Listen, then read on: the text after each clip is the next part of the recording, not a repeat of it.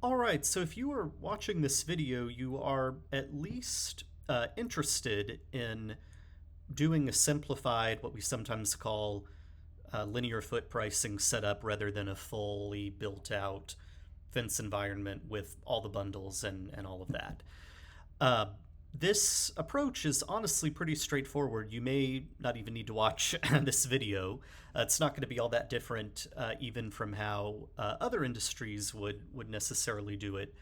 But I'll go through a few examples here. The main difference is that rather than setting up bundles for those top level items, right, it's just going to be everything will be an individual product. So, if I have one of my fences that I sell, I can go in and say, you know, 5 foot cedar fence or, whatever fence line this is. I'll give it that name for now. And then in this case, I am going to select an appropriate visual style, right? So for a fence, I'll select line arc, and then I can go into my visual and pick, what I want that line to look like. And then I'll add my pricing down here at the bottom. So, let's say the cost is 5 per foot and unit price is 10 per foot. And then I'll hit create, and that item will be added to the library. And I'll do the same thing for any other items that I want to add. Let's say I have a gate. We'll call this example gate. In this case, we'll go to shape, and then I'm going to go in and choose. We'll go into gates, and let's say I want to pick this shape, and then I'll go down and plug in my pricing down here at the bottom, and then we'll create that. And then I'll do another post example just to, have that in here. We'll go to the shape once again.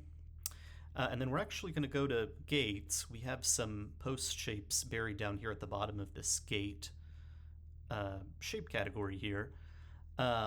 So yeah, maybe it's going to be a terminal post in this case. And those are going to be, maybe 75 each, whatever the case may be.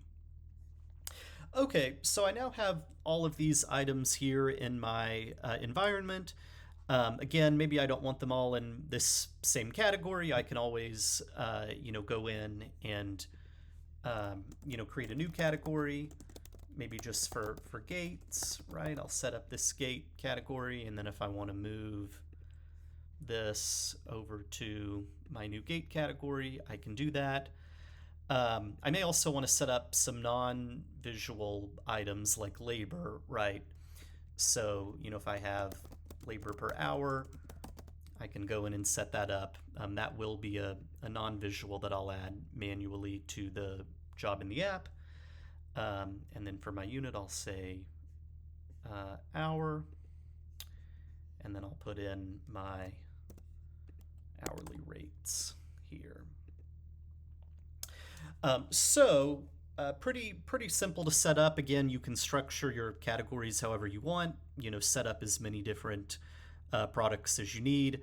But typically, that'll be a pretty straightforward process if you're going to go this route. Again, below this video, I'm going to link some additional resources in our help center that go into product and pricing information in a little more detail.